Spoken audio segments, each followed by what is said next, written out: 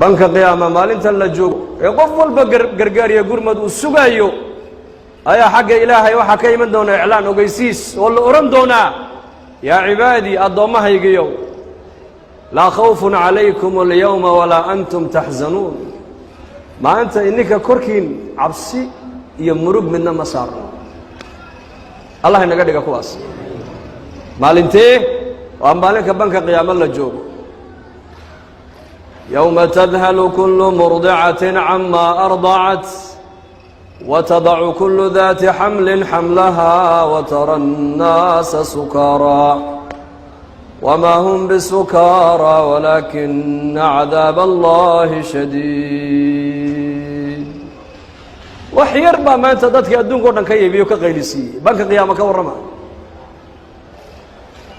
مالك قيامها كورما حالده سين قدونتا مالك قفكو غرغار و باهن yahay gurmadu u baahan yahay ayaa xagga sare iclaan baa ka imanaya oo oranaya adoomihii ilaahay maanta iyaga dushooda cabsiyo murugi ma saarno manhum wa kuwe alladina aamanu bi ayatina wa kanu muslimin wa kuwa adduunyada markay joogeen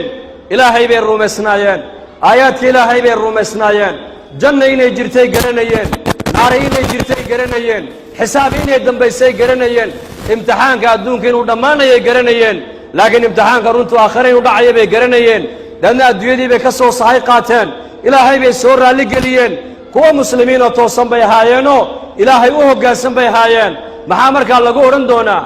udkhulul jannata antum wa azwaajukum tuhbaruun yutaafu calayhim bisahaafin min dahabin wa akwaabin wa fiiha ma tashtahiihi al-anfus wa taladdu al-a'yun wa antum fiiha khaaliduun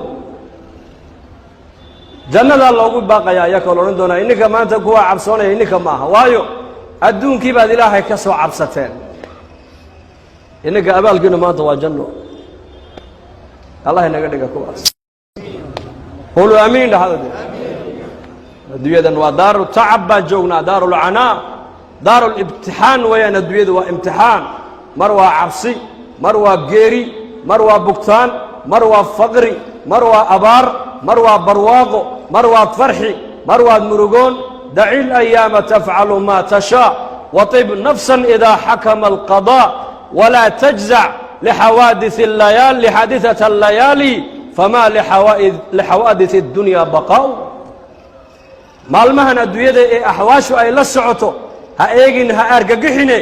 adu waxaad haysataa ilaahay xarigiisa hayso amarka ilaahay hayso sunnaha nabi maxamed hayso inaad dhimato ayaad u dhalatee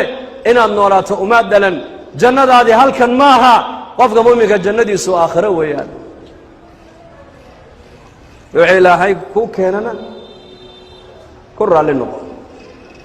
ka faqriga loo qadaray faqrigiisu waa inuu ku raali noqdaa ka caafimaadka la siiyey caafimaadka waa inuu ku raali noqdaa ka awlaadda la siiyey awlaadda ilaahay waa inuu ugu shukriyaa ka awlaadda laga qabtay awlaad la'aanta waa inuu ilaahay ugu shukriyaa ka nabadgelyada la siiyey nabadgelyada waa ilaahay inuu ku gartaa ka cabsida lagu imtixaamay cabsida waa inaad ilaahay kaga cabsataa ka mas'uulka laga dhigay mas'uuliyadda ilaahay waa inuu kaga baqaa ka mas'uulka laga yahayna marxaladaad ku jirta adiguna ilaahay ku garo kaga baq bas noloshan adduunyadu wax daa'imaysa ma aha mayd baan ku tukanay beritoole inakana waa laynagu tukan ogow marka jannadeenni halkan maaha jannadeenni way dambaysaa ilaahay baan adduunka dusheeda ku caabudaynaa ku adeecaynaa ku raali gelinaynaa wixii ilaahay noo qadarana raalli baan ku noqonaynaa insha allah dhahada qofkii jecel barashada qur'aanka kariimka adigoo jooga gurigaaga iyo goobtaada shaqo